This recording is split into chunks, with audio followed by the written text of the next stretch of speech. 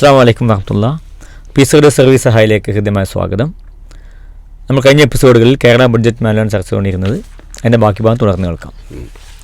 ഇതിൽ ധാരാളത്തിലധികം റിപ്പീറ്റേഷൻ വരും. നമ്മളിങ്ങനെ സ്റ്റേറ്റ്മെൻറ്റുകൾ പറയുമ്പോൾ നമ്മൾ ക്രോഡീകരിച്ച് വരുമ്പോൾ പലപ്പോഴും ഇപ്പോൾ ബഡ്ജറ്റ് നിയമസഭയിൽ അവതരിപ്പിക്കുന്നത് ഇന്ത്യൻ ഭരണഘടനയുടെ ആർട്ടിക്കിൾ 202 അനുസരിച്ചാണ് എന്ന് വീണ്ടും അതിൽ പറയുന്നത്. പാസിംഗ് ഓഫ് ദ ബഡ്ജറ്റ് എന്നുള്ള ഏരിയയിലേക്ക് കടക്കുകയാണ്. What is meant by an agency subject എന്ന് എന്താണ് അങ്ങനെ പറഞ്ഞാൽ? ഏജൻസി സബ്ജക്റ്റ് എന്ന് പറഞ്ഞാൽ എന്താണ്?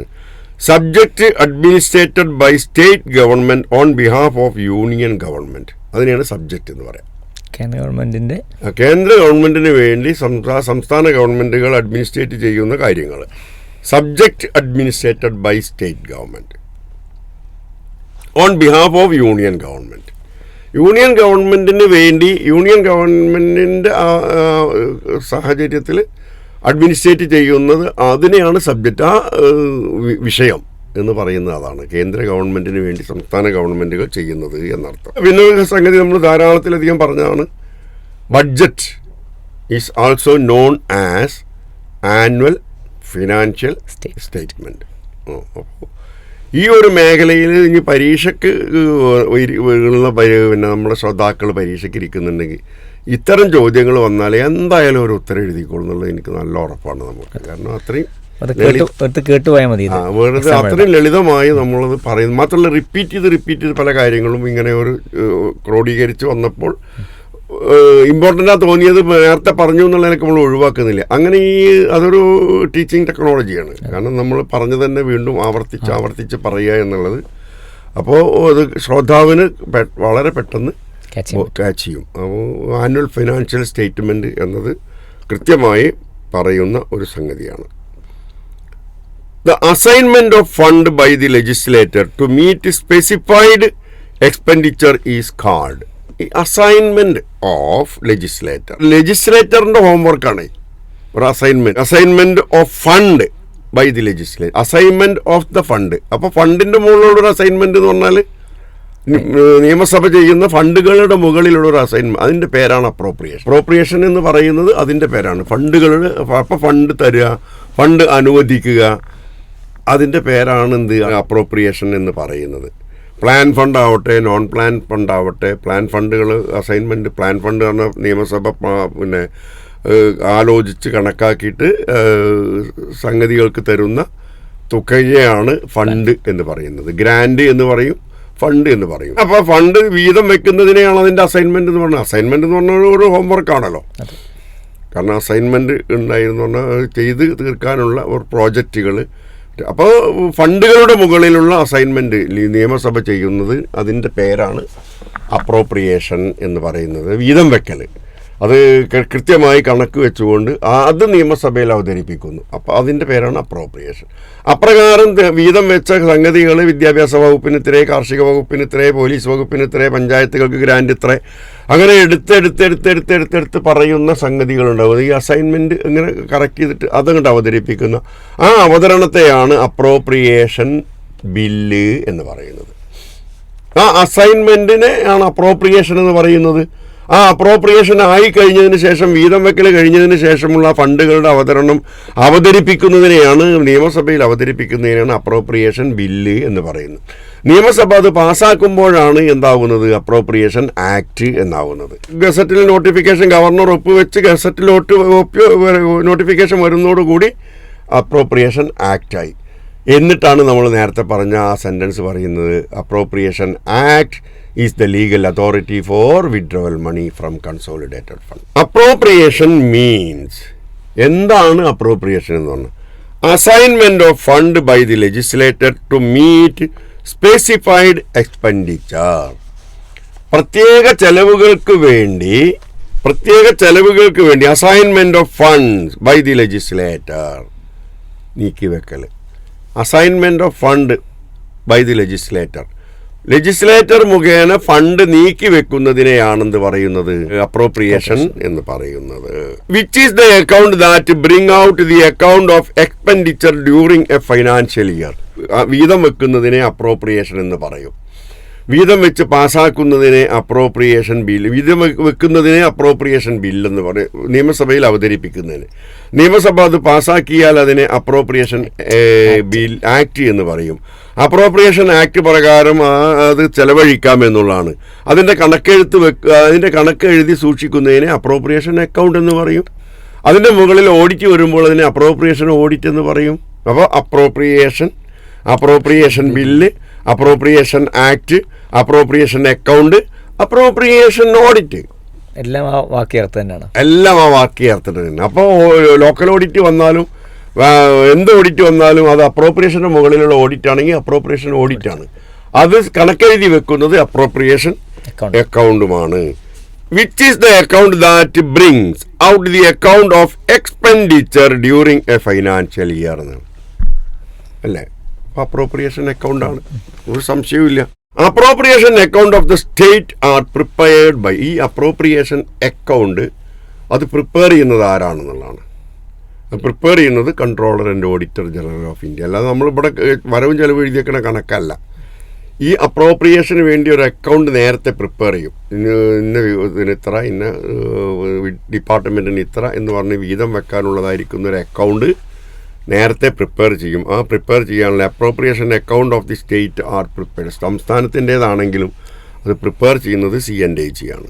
The annual report submitted to governor and placed before the legislator by controller and auditor general are appropriation and finance account.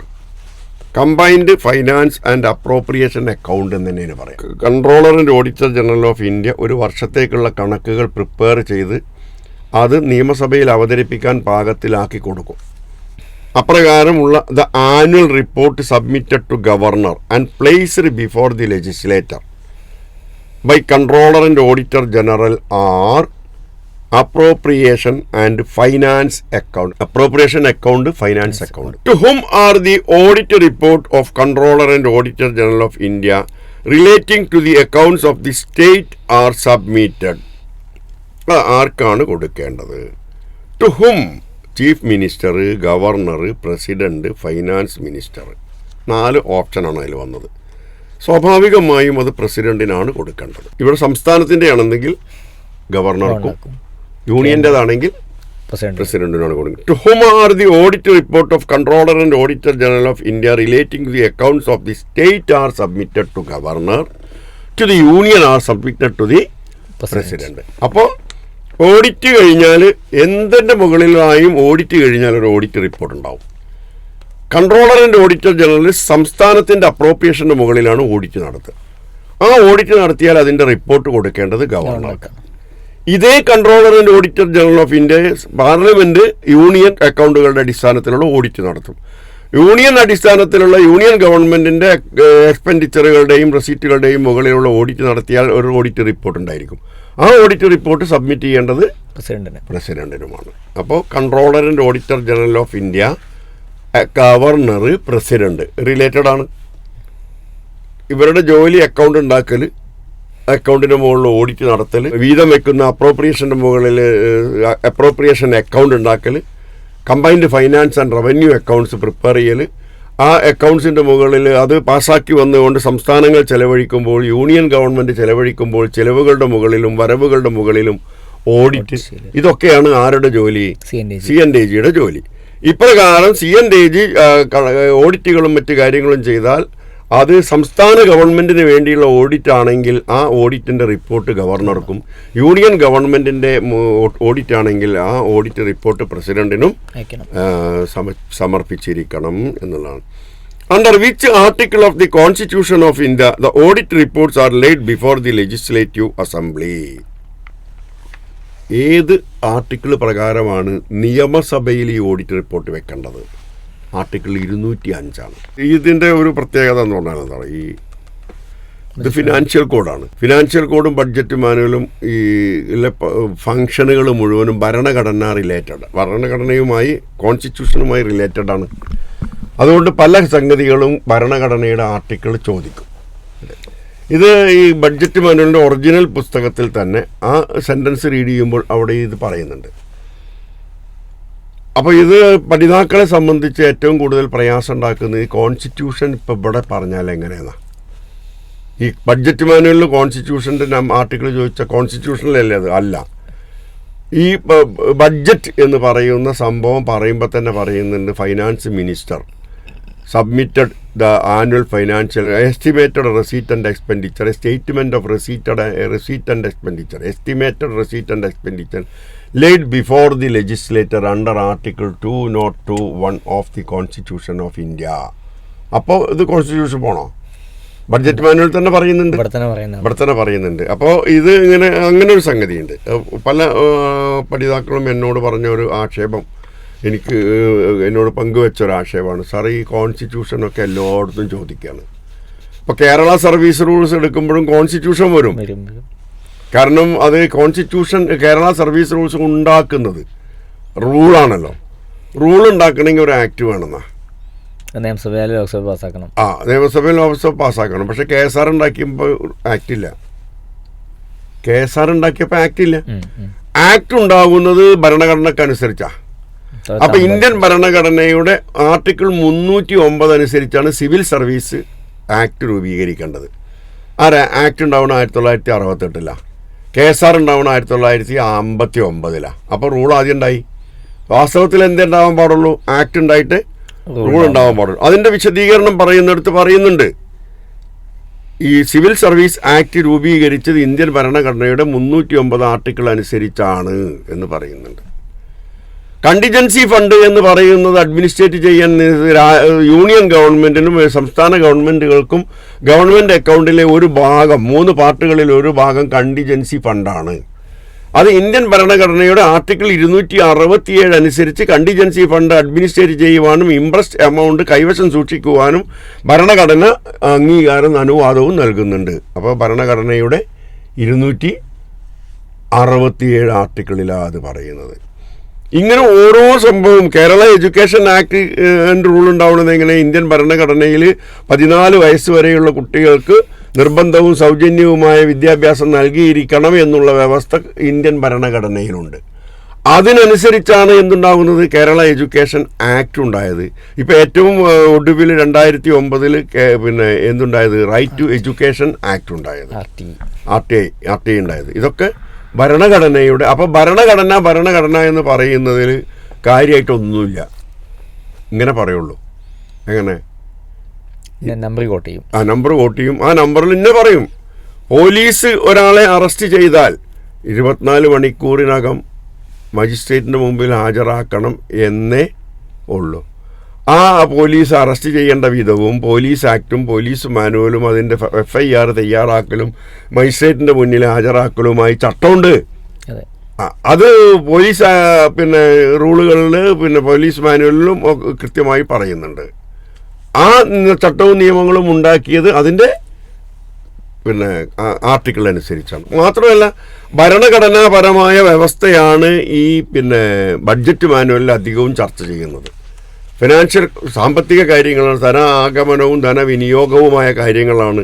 അത് ഭരണഘടന റിലേറ്റഡ് ആയതുകൊണ്ട് നിരവധി കാര്യങ്ങൾ ആർട്ടിക്കിളുകൾ ഇവിടെ പരാമർശ വിഷയമാവും, മെൻഷൻ ചെയ്യാൻ സാധ്യതയുണ്ട് എന്നർത്ഥം. Under Article 205 of the Constitution of India, the audit report are laid before the Legislative Assembly. അപ്പോൾ പിന്നെ controller and auditor general of ഇന്ത്യയുടെ ഓഡിറ്റും എല്ലാം ഭരണഘടന, എല്ലാവരും ഭരണഘടന സ്ഥാനം വഹിക്കുന്ന സ്ഥായികളാണ്. Which is the detailed forecast of receipt and payment of a financial year എന്നുള്ളതാണ്. Budget year means, budget year എന്ന് പറഞ്ഞാൽ എന്താണ്? ഇതിലുള്ള ചോദ്യങ്ങൾ എന്തൊക്കെയാണ്? Calendar year, financial year, half year. Financial ഇയറും ബഡ്ജറ്റ് ഇയർ എന്ന് പറയാൻ കഴിയില്ല. None of the above. Budget year തുടങ്ങുന്നത് ജൂലൈ മുതൽക്കൊക്കെയാണ്.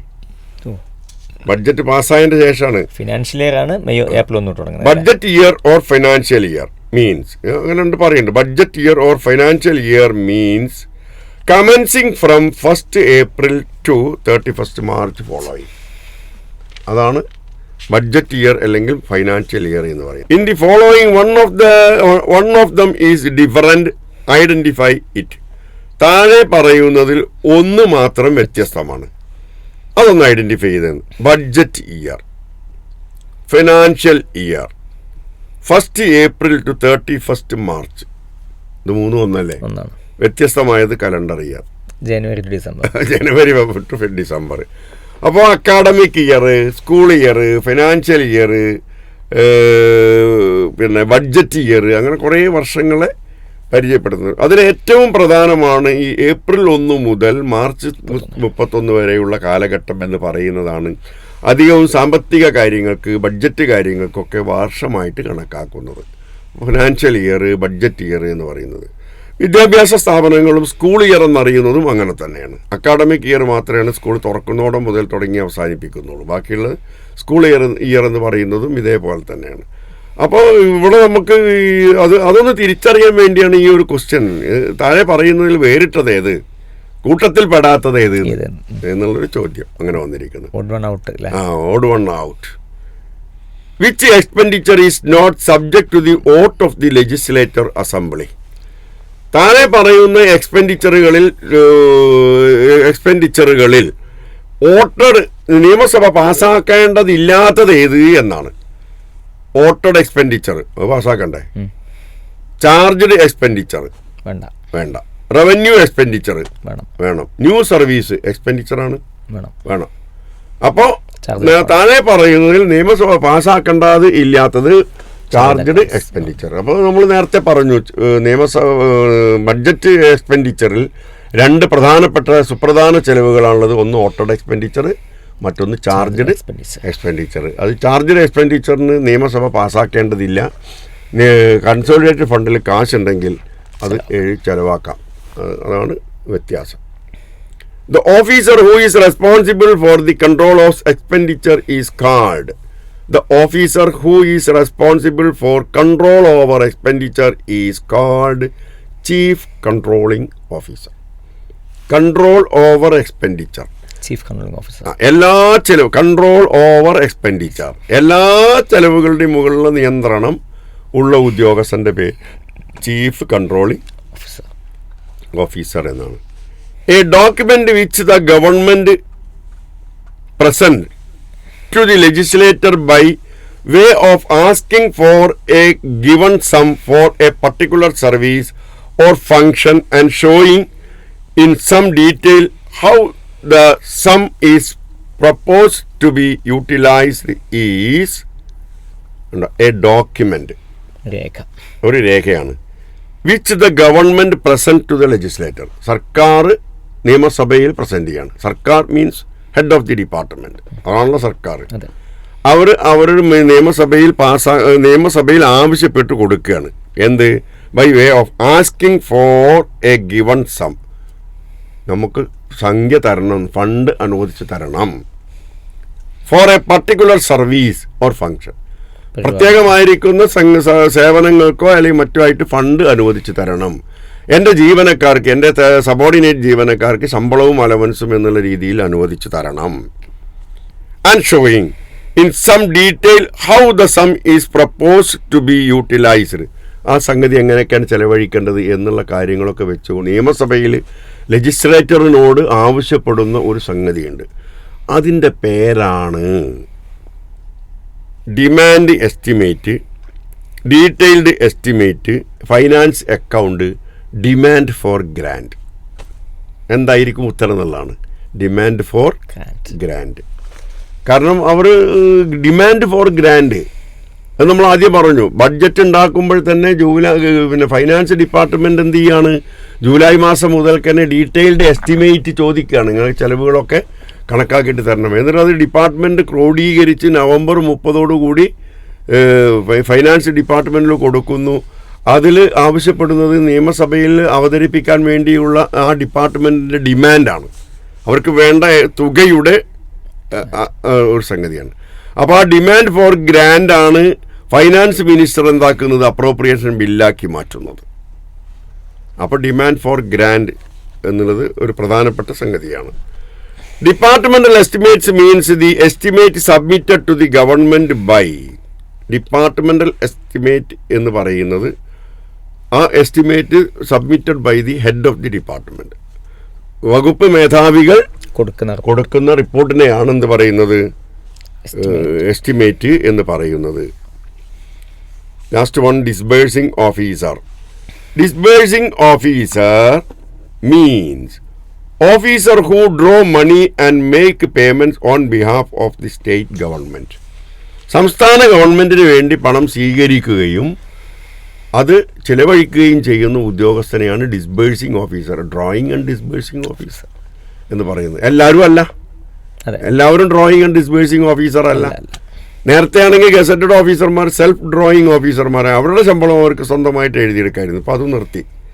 ഇപ്പോൾ എല്ലാം എസ്റ്റാബ്ലിഷ്മെൻറ്റ് ശമ്പളമായിട്ടാണ് കൊടുക്കുന്നത്, ഡ്രോയിങ് ആൻഡ് ഡിസ്ബേഴ്സിംഗ് ഓഫീസർ. അപ്പോൾ ഡിസ്ബേഴ്സിംഗ് ഓഫീസർ എന്ന് പറഞ്ഞാൽ ഇവരാണ് സർക്കാരിന് വേണ്ടി പണം വിഡ്രോ ചെയ്ത് ചെലവഴിക്കാൻ ചുമതലപ്പെടുത്തിയ ഉദ്യോഗസ്ഥൻ എന്നാണ് അർത്ഥമാക്കുന്നത്. ഓക്കെ, നമുക്ക് ഇന്ന് ഇവിടെ നിർത്താം. ഏതാണ്ട് ബഡ്ജറ്റ് മാനുവലിലേക്ക് കടന്നില്ല, അതിൻ്റെ രണ്ടാമത്തെ ഘട്ടത്തിലേക്ക് കടന്നിരിക്കുകയാണ്. ഇതിലൊരു 2-3 സംഗതികൾ കൂടി ആയിക്കഴിഞ്ഞാൽ നമുക്ക് ബഡ്ജറ്റ് മാനുവൽ ഒരു 3-4 എപ്പിസോഡ് കൂടി ആകുമ്പോഴേക്കും ഇതിൻ്റെ 1/4 ഭാഗവും തീരും, കവർ ചെയ്യും. അപ്പോൾ നമുക്ക് ഈ ഒരു മേഖല അവസാനിച്ചാൽ നമുക്ക് അടുത്ത account code volume 1 introduction to Indian audit and accounts, constitution of India, ഭരണഘടന, ഇന്ത്യൻ ഭരണഘടനയും നന്നായിട്ട് വിശകലനം ചെയ്ത് ചർച്ച ചെയ്യണം എന്നുള്ളത്. ഒരു വിശ്വാസി എങ്ങനെയാണോ തൻ്റെ വേദഗ്രന്ഥം, തൻ്റെ ഒരു മുസൽമാനെ സംബന്ധിച്ചിടത്തോളം വിശുദ്ധ ഖുർആനും ക്രൈസ്തവനെ സംബന്ധിച്ചിടത്തോളം ബൈബിളും ഒക്കെ പോലെ ഒരു ഇന്ത്യക്കാരനെ സംബന്ധിച്ചിടത്തോളം ഏറ്റവും പ്രധാനപ്പെട്ടതാണ് ഇന്ത്യൻ ഭരണഘടന, ദേശീയത എന്നുള്ളത്. അവൻ്റെ രാഷ്ട്രത്തെക്കുറിച്ചുള്ള ഒരു മതിപ്പും രാഷ്ട്രത്തിൻ്റെ ഭരണ സംവിധാനങ്ങളെക്കുറിച്ചുള്ള കാര്യങ്ങളും ഒക്കെ വളരെ ബഹുമാനത്തോടു കൂടി കാണേണ്ടതും ഇതേ രീതിയിലുള്ള ഒരു ഇന്ത്യക്കാരൻ എന്നുള്ള നിലയ്ക്ക് നമ്മുടെ നാഷണാലിറ്റി, ആ നാഷണലുമായിട്ടുള്ള ഒരു കമ്മിറ്റ്മെൻറ്റ് ഈ ഭരണഘടനയിൽ നിന്ന് നമുക്ക് കിട്ടും. കാരണം ഭരണഘടന ഉള്ള കുഴപ്പം എന്താണ്, മുസൽമാൻ ഖുർആനും വായിക്കില്ല, ക്രൈസ്തവൻ ബൈബിളും വായിക്കില്ല, ഇന്ത്യക്കാരൻ എന്ത് വായിക്കില്ല, ഭരണഘടനയും വായിക്കില്ല. അവരോടെയാണ് ഈ കുഴപ്പങ്ങൾ മുഴുവൻ ഉണ്ടാവുന്നത്, അറിയാത്ത കുഴപ്പമാണ്. അപ്പോൾ ഇന്ത്യൻ ഭരണ വളരെ സുശക്തമായ, വളരെ നല്ല രീതിയിൽ തയ്യാറാക്കിയ ഒരു സംഗതിയാണ്. അപ്പോൾ നമുക്ക് എന്ത് ചെയ്യണം, ആർട്ടിക്കിളായിട്ടാണ് കാര്യങ്ങൾ പറയുന്നത്. അതിൽ ഈ വോട്ട് ഓൺ അക്കൗണ്ടും വോട്ട് ഓഫ് ക്രെഡിറ്റും ബഡ്ജറ്റും എല്ലാം അതിലും പറയുന്നുണ്ട്. ഇതിൽ പറയുന്ന ബഡ്ജറ്റ് മാനുവൽ പറയുന്ന മൊത്തം കാര്യങ്ങൾ അവിടെ പറയുന്നുണ്ട്. അതുകൊണ്ടാണ് ഇതിൻ്റെ ഇടയ്ക്കിടയ്ക്ക് കോൺസ്റ്റിറ്റ്യൂഷൻ കയറി വരുന്നത്. അപ്പം നമുക്ക് വിശദമായി വരും എപ്പിസോഡുകളിൽ അത് ചർച്ച ചെയ്യാം. എപ്പിസോഡ് സർവീസ് സഹായിയുടെ ഈ എപ്പിസോഡ് അവസാനിക്കുകയാണ്. നമ്മൾ കേരള ബഡ്ജറ്റ് മാനുവൽ ചർച്ച കൊണ്ടിരിക്കുന്നത്. ഇനിയും ഒരുപാട് എപ്പിസോഡുകൾ വരാനുണ്ട്, നമുക്ക് കാത്തിരുന്ന് കേൾക്കാം. അസ്സലാമു അലൈക്കും വറഹ്മത്തുള്ളാഹി.